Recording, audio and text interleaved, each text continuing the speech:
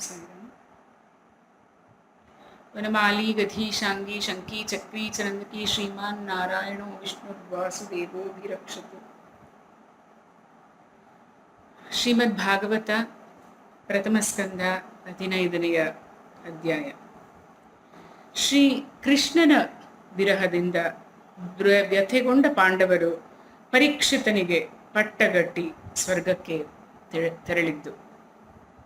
ಸೂತ ಪುರಾಣಿಕರು ಹೇಳ್ತಾರೆ, ಎಲೈ ಶೌನಕಾದಿ ಮಹರ್ಷಿಗಳೇ, ಭಗವಾನ್ ಶ್ರೀಕೃಷ್ಣನ ನೆಚ್ಚಿನ ಗೆಳೆಯನಾದ ಅರ್ಜುನನು ಮೊದಲೇ ಶ್ರೀಕೃಷ್ಣನ ವಿರಹದಿಂದ ಕೃಶನಾಗಿದ್ದನು. ಆತನ ವಿಷಾದಗ್ರಸ್ತವಾದ ಮುಖಮುದ್ರೆಯನ್ನು ನೋಡಿ ಯುಧಿಷ್ಠಿರನು ಅನೇಕ ಪ್ರಕಾರದ ಆಶಂಕೆಗಳನ್ನು ಪಡುತ್ತಾ ಪ್ರಶ್ನೆಗಳ ಮಳೆಯನ್ನೇ ಸುರಿಸಿದ್ದ. ಇಷ್ಟೆಲ್ಲ ಪ್ರಶ್ನೆಗಳು ಕೇಳಿದ ಅರ್ಜುನನಿಗೆ.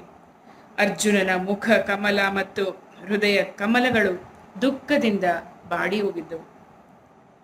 ಅವನು ಭಗವಾನ್ ಶ್ರೀಕೃಷ್ಣನ ಧ್ಯಾನದಲ್ಲಿ ಮುಳುಗಿ ಹೋಗಿ ಸಂಪೂರ್ಣವಾಗಿ ಅವನು ಭಗವಾನ್ ಶ್ರೀಕೃಷ್ಣನ ಧ್ಯಾನದಲ್ಲಿ ಮುಳುಗಿ ಹೋಗಿರ್ತಾನೆ.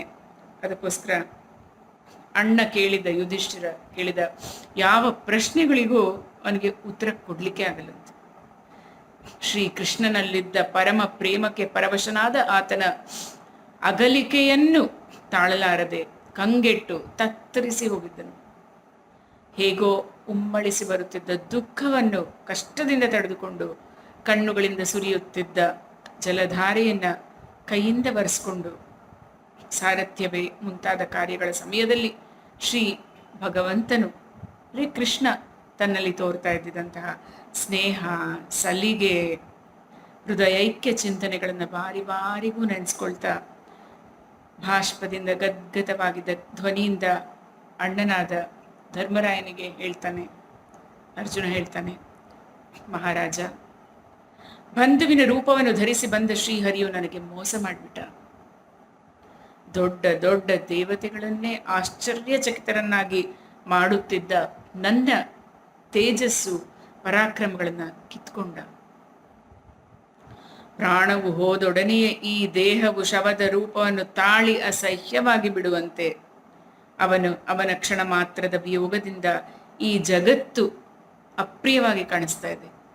ಕೃಷ್ಣನಿಲ್ಲದ ಜಗತ್ತು ಬಹಳ ಅಪ್ರಿಯವಾಗಿದೆ. ಯಾರ ಆಸರೆಯಿಂದ ದ್ರೌಪದಿ ಸ್ವಯಂವರಕ್ಕೆ ದೃಪದನಲ್ಲಿಗೆ ಬಂದ ಕಾಮೋನ್ಮತ್ತ ರಾಜರುಗಳ ತೇಜಸ್ಸನ್ನು ನಾನು ಕಸಿದುಕೊಳ್ಳುತ್ತಾ ಧನುಷ್ಯಕ್ಕೆ ಬಾಣ ಹೂಡಿ ಮತ್ಸ್ಯ ಯಂತ್ರವನ್ನು ಭೇದಿಸಿ ದ್ರೌಪದಿಯನ್ನು ಪಡೆದನು. ಆ ಮಹಾಪುರುಷನು ನನಗೆ ಮೋಸ ಮಾಡಿಬಿಟ್ಟ ಅಣ್ಣ. ಅವನ ಸಾನ್ನಿಧ್ಯ ಬಲದಿಂದಲೇ ನಾನು ಸಮಸ್ತ ದೇವತೆಗಳೊಂದಿಗೆ ದೇವೇಂದ್ರನನ್ನ ಸೋಲಿಸಿದ್ದು, ಮತ್ತೆ ಅಗ್ನಿದೇವನ ತೃಪ್ತಿಗಾಗಿ ಖಾಂಡವ ವನವನ್ನ ಸಮರ್ಪಿಸಿದೆನೋ, ದಾನವ ಶಿಲ್ಪಿಯಾದ ಮಯನ ಅದ್ಭುತ ಕಲಾಕೌಶಲ್ಯದಿಂದ ಕೂಡಿದ ಸಭೆಯನ್ನು ಸಂಪಾದಿಸಿದೆನೋ, ನಾನಾ ದಿಕ್ಕುಗಳಿಂದ ಆಗಮಿಸಿದಂತಹ ಅರಸರು ನಿನಗೆ ಯಜ್ಞದಲ್ಲಿ ಹೇರಳವಾಗಿ ಕಾಣಿಕೆಗಳನ್ನು ಅರ್ಪಿಸಿದರೋ, ಆ ತೇಜೋಮೂರ್ತಿಯಾದ ಕೃಷ್ಣ ಅವನಿಂದ ವಂಚಿತನಾಗ್ಬಿಟ್ಟೆ. 10,000 ಆನೆಗಳ ಬಲ ಪರಾಕ್ರಮಗಳಿಂದ ಸಂಪನ್ನನಾದ ನಿನ್ನ ತಮ್ಮನಾದ ಆರ್ಯ ಭೀಮಸೇನನು, ರಾಜರ ತಲೆಗಳನ್ನು ತಿರಸ್ಕಾರದಿಂದ ಮೆಟ್ಟಿದ್ದ ಜರಾಸಂಧನನ್ನ ಯಾರ ಶಕ್ತಿಯಿಂದ ಸಂಹರಿಸಿ ಆತನು ಭೈರವ ಯಜ್ಞದಲ್ಲಿ ಬಲಿಯನ್ನಾಗಿ ಅರ್ಪಿಸಲು ಸಂಕಲ್ಪಿಸಿದ್ದ ರಾಜರನ್ನೆಲ್ಲ ಬಂಧನ ಮುಕ್ತಗೊಳಿಸಿ ಅವರೆಲ್ಲರೂ ನಿನ್ನ ಯಜ್ಞದಲ್ಲಿ ಅಪಾರವಾದ ಕಪ್ಪ ಕಾಣಿಕೆಗಳನ್ನು ಕೊಡುವಂತೆ ಮಾಡಿದನು. ಆ ಶಕ್ತಿಧರ ಕೃಷ್ಣ ನನ್ನನ್ನ ತೊರೆದು ಹೊಟ್ಟೋದ ಅಣ್ಣ ಅಂತ ಅರ್ಜುನ ಯುಧಿಷ್ಠಿರನಿಗೆ ಹೇಳ್ತಾ ಇದ್ದಾನೆ.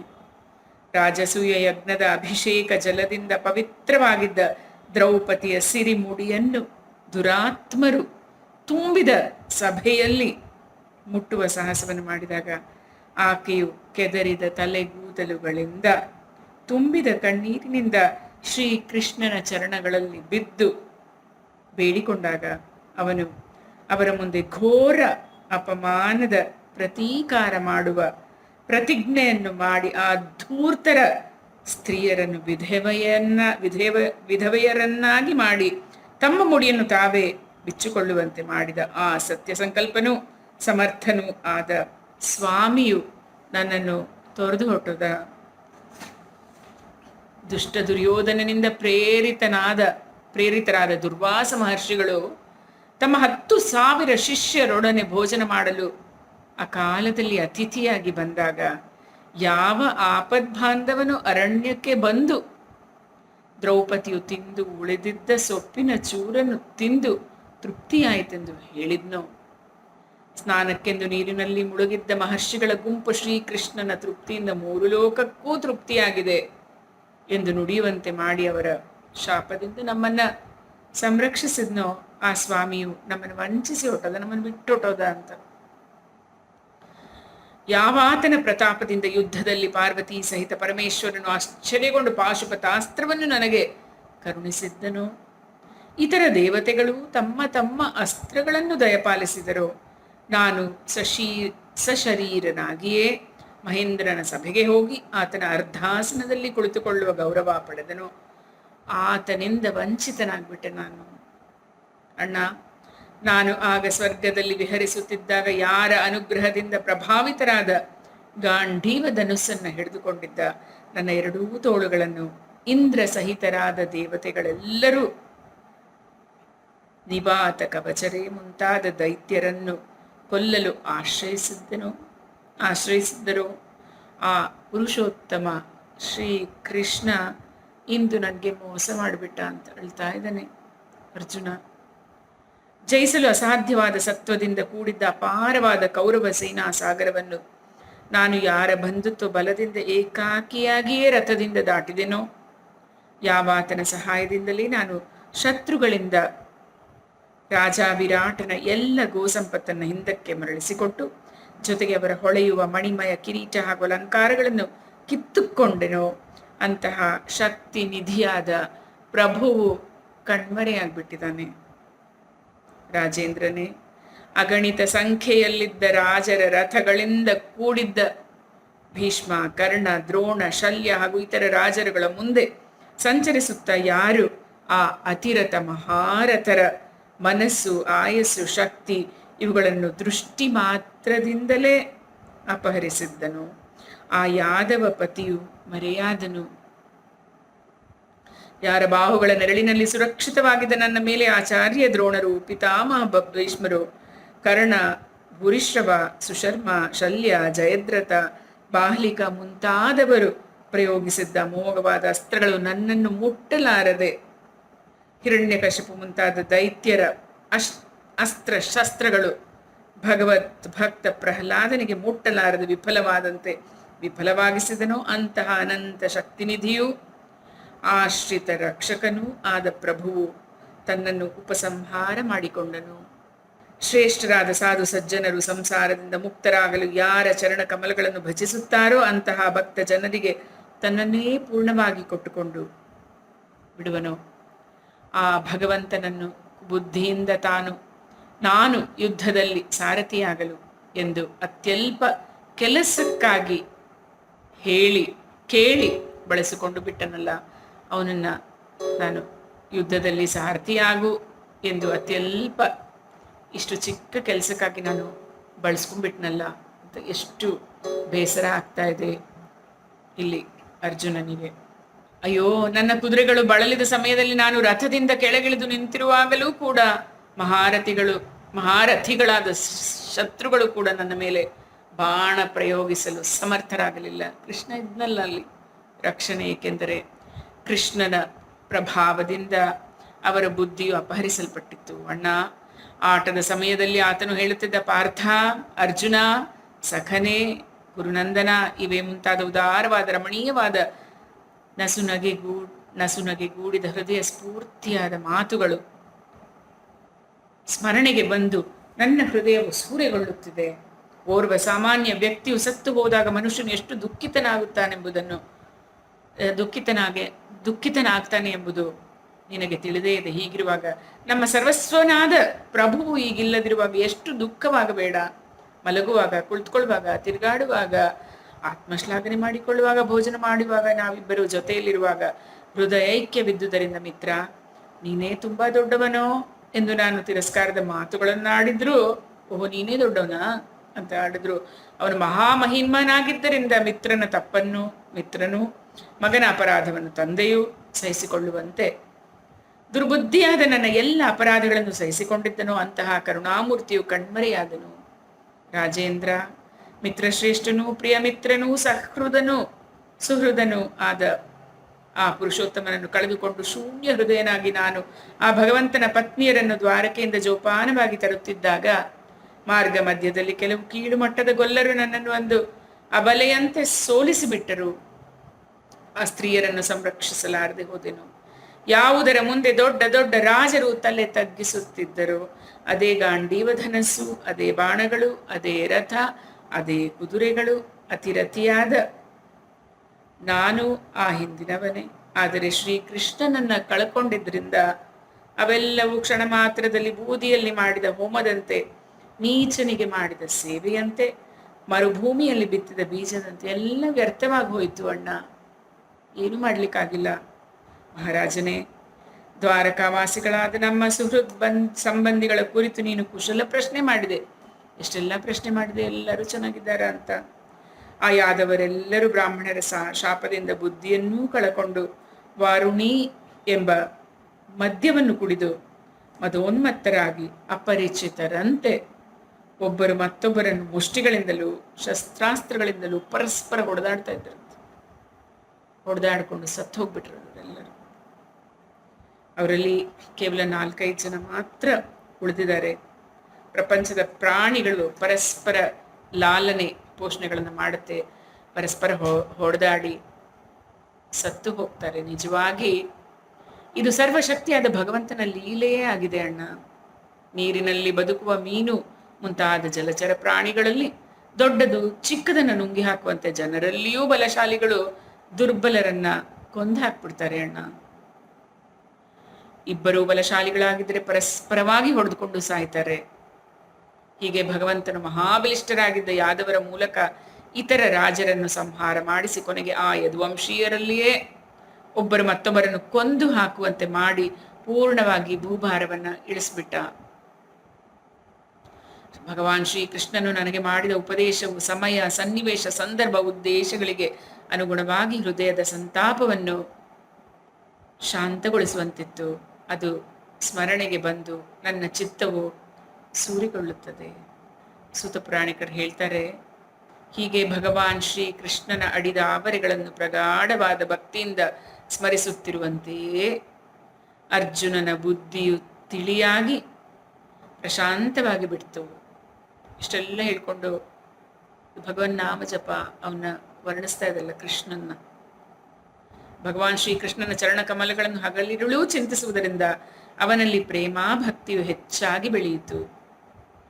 ಭಕ್ತಿಯ ಆವೇಶವು ಅವನ ಹೃದಯವನ್ನು ಮಥಿಸಿ ಅದರಿಂದ ಎಲ್ಲ ವಿಕಾರಗಳನ್ನು ತೊಳೆದು ಹಾಕಿತು. ಯುದ್ಧದ ಪ್ರಾರಂಭದಲ್ಲಿ ಭಗವಂತನವನಿಗೆ ಮಾಡಿದ ಗೀತೋಪದೇಶದ ಜ್ಞಾನವು ಕಾಲ, ಕರ್ಮ, ತಮೋಗುಣಗಳ ಪ್ರಭಾವದಿಂದ ಅಲ್ಲಿಯವರೆಗೆ ಮರೆಯಾಗಿದ್ದು ಈಗ ಮತ್ತೆ ಪುನಃ ಅವನ ಸ್ಮೃತಿ ಪಥವನ್ನು ಬೆಳಗಿತು.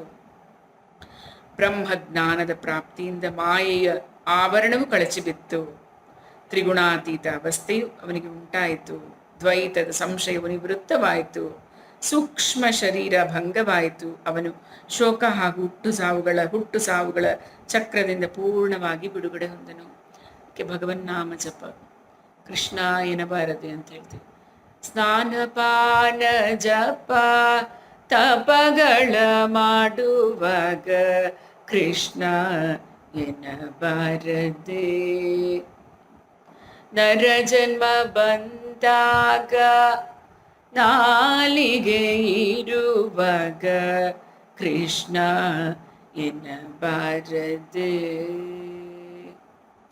ಕೃಷ್ಣನ ನೆನೆದರೆ ಕಷ್ಟವೊಂದಿಷ್ಟಿಲ್ಲ ಕೃಷ್ಣ ಎನ್ನಬಾರದೆ. ಶ್ರೀ ಭಗವಂತನು ಸ್ವಧಾಮಕ್ಕೆ ತೆರಳಿದ ವೃತ್ತಾಂತವನ್ನು ಹಾಗೂ ಯದುಕುಲ ಸಂಹಾರದ ಸಮಾಚಾರವನ್ನು ಕೇಳಿ ಯುಧಿಷ್ಠಿರನು ನಿಶ್ಚಲ ಬುದ್ಧಿಯಿಂದ ಸ್ವರ್ಗಾರೋಹಣವನ್ನ ನಿಶ್ಚಯಿಸಿದನು.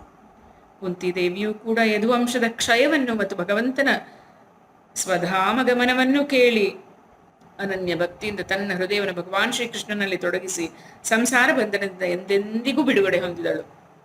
ಜನ್ಮರಹಿತನಾದ ಭಗವಂತನು ಮುಳ್ಳಿನಿಂದಲೇ ಮುಳ್ಳನ್ನು ತೆಗೆದು ಕೊನೆಗೆ ಎರಡನ್ನೂ ಎಸೆದು ಬಿಡುವಂತೆ ಲೋಕ ದೃಷ್ಟಿಯಲ್ಲಿ ಯಾವ ಯಾದವ ಶರೀರವನ್ನು ಪ್ರಕಟಿಸಿ ಅದರಿಂದ ಭೂಭಾರವನ್ನ ಇಳಿಸಿದನು, ಅಂತಹ ಶರೀರವನ್ನೂ ತ್ಯಜಿಸಿಬಿಟ್ಟನು.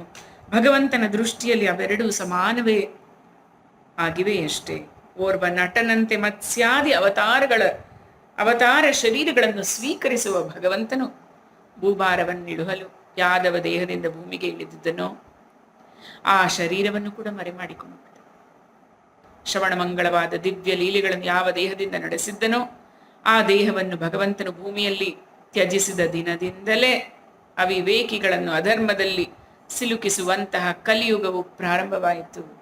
ಕಲಿಯುಗದಲ್ಲಿದ್ದೇವೆ ನಾವೆಲ್ಲ.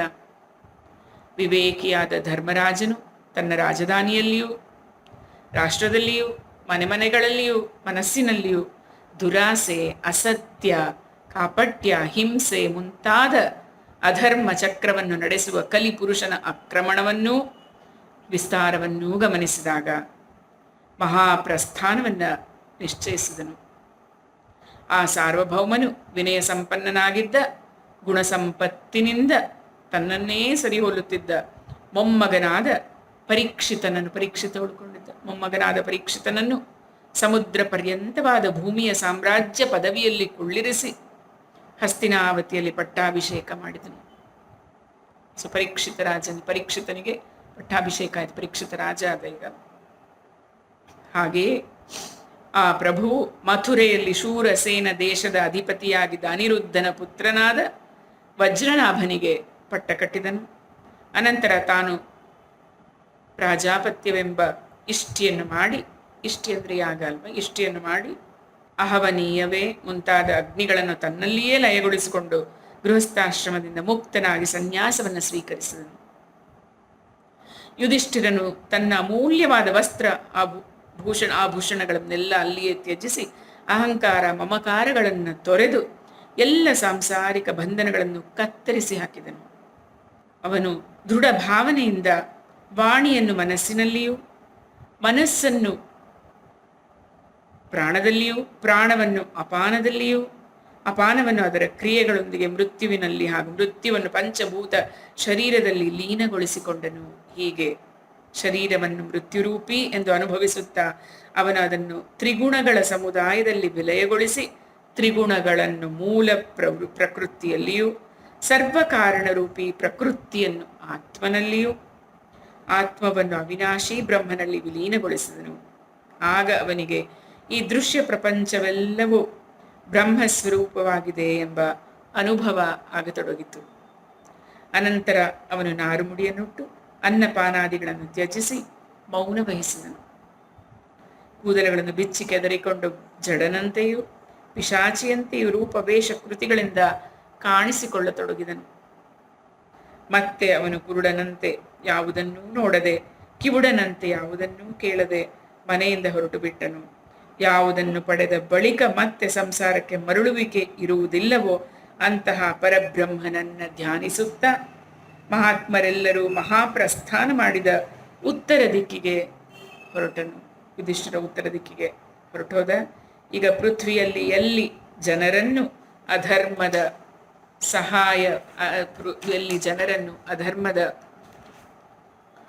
ಸಹಾಯಕ ಕಲಿಯುಗವು ಪ್ರಭಾವಿತಗೊಳಿಸಿದೆ ಎಂದು ಭೀಮಸೇನ, ಅರ್ಜುನನೇ ಮೊದಲಾದ ಧರ್ಮಜನ ತಮ್ಮಂದಿರು ನೋಡಿ, ಆತನ ಧರ್ಮಜನನ ತಮ್ಮಂದಿರಿವರೆಲ್ಲ ನೋಡಿ ಆ ಶ್ರೀಕೃಷ್ಣ ಪರಮಾತ್ಮನ ಚರಣಗಳ ಪ್ರಾಪ್ತಿಯ ದೃಢ ನಿಶ್ಚಯಗೈದು ತಮ್ಮ ಅಣ್ಣನೊಡನೆ ಹಿಂದೆ ನಡೆದು ಹೋದ್ರು. ಅಣ್ಣನ ಹಿಂದೆ ನಡೆದು ಬಿಟ್ರು. ಅವರೆಲ್ಲರೂ ಜೀವನದ ಎಲ್ಲ ಲಾಭಗಳನ್ನು ಚೆನ್ನಾಗಿ ಪಡೆದುಕೊಂಡಿದ್ರು. ಇನ್ನು ನಮಗೆ ಭಗವಾನ್ ಶ್ರೀಕೃಷ್ಣನ ಚರಣ ಕಮಲಗಳೇ ಪರಮ ಪುರುಷಾರ್ಥವೆಂದು ನಿಶ್ಚಯಿಸಿಕೊಂಡು ಅವರು ಅವನ್ನು ಹೃದಯದಲ್ಲಿ ಧರಿಸಿಕೊಂಡ್ರು. ಪಾಂಡವರ ಹೃದಯದಲ್ಲಿ ಭಗವಾನ್ ಶ್ರೀಕೃಷ್ಣನ ಚರಣ ಕಮಲಗಳ ಧ್ಯಾನದಿಂದ ಭಕ್ತಿ ಭಾವವು ಉಕ್ಕಿ ಬಂದಿತ್ತು. ಅವರ ಬುದ್ಧಿಗಳು ಪೂರ್ಣ ರೂಪದಿಂದ ಶುದ್ಧವಾಗಿ ಪುಣ್ಯಾತ್ಮರು ಸ್ಥಿರವಾಗಿ ನೆಲೆಸುವ ಆ ಭಗವಾನ್ ಶ್ರೀಕೃಷ್ಣನ ಸರ್ವೋತ್ತಮವಾದ ಸ್ವರೂಪದಲ್ಲಿ ಅನನ್ಯ ಭಾವದಿಂದ ಸ್ಥಿರವಾದುವು. ಫಲಸ್ವರೂಪವಾಗಿ ವಿಷಯಾಸಕ್ತ ದುಷ್ಟ ಜನರು ಎಂದೂ ಪಡೆಯಲಾರದ ಗತಿಯನ್ನ ವಿಶುದ್ಧ ಅಂತಃಕರಣದಿಂದ ಪಡ್ಕೊಂಡ್ರು. ಸಂಯಮಿ ಹಾಗೂ ಶ್ರೀಕೃಷ್ಣನ ಪ್ರೇಮದಿಂದ ಮುಗ್ಧನಾದ ಭಗವನ್ಮಯ ವಿದುರ ಕೂಡ ತನ್ನ ಶರೀರವನ್ನು ಪ್ರಭಾಸ ಕ್ಷೇತ್ರದಲ್ಲಿ ತ್ಯಜಿಸಿಬಿಟ್ಟನು. ಆಗ ಅವನನ್ನು ಕರೆದುಕೊಂಡು ಹೋಗಲು ಬಂದ ಪಿತೃಗಳೊಂದಿಗೆ ಅವನು ತನ್ನ ಲೋಕ, ವಿದುರ ಯಮ ಅಂತ ಹೇಳಿದ್ವಲ್ಲ, ತನ್ನ ಲೋಕ ಯಮಲೋಕಕ್ಕೆ ಹೊರಟೋದನು. ಈಗ ಪಾಂಡವರು ನಿರಪೇಕ್ಷರಾಗಿದ್ದರೆಂದು ದ್ರೌಪದಿಯು ಗಮನಿಸಿ ಅವಳ ಅನನ್ಯ ಭಕ್ತಿಯಿಂದ ಭಗವಾನ್ ಶ್ರೀಕೃಷ್ಣನನ್ನೇ ಚಿಂತಿಸುತ್ತಾ ಅವನನ್ನು ಪಡೆದುಕೊಂಡಳು. ಪರಮ ಪವಿತ್ರವೂ ಮಂಗಳಕರವೂ ಆದ ಭಗವಂತನ ಪ್ರಿಯ ಭಕ್ತರಾದ ಪಾಂಡವರ ಮಹಾಪ್ರಯಾಣದ ಈ ಕಥೆಯನ್ನು ಶ್ರದ್ಧೆಯಿಂದ ಕೇಳುವವನು ನಿಶ್ಚಯವಾಗಿ ಭಗವಂತನ ಭಕ್ತಿ ಮತ್ತು ಮುಕ್ತಿಗಳನ್ನು ಪಡೆದುಕೊಳ್ತಾನೆ. ನಾವೆಲ್ಲ ಇದನ್ನು ಶ್ರವಣ ಮಾಡಿದ್ದೇವೆ. ಇಲ್ಲಿಗೆ ಶ್ರೀಮದ್ ಭಾಗವತ ಪ್ರಥಮ ಸ್ಕಂದದಲ್ಲಿ 15ನೆಯ ಅಧ್ಯಾಯವು ಮುಗಿಯಿತು.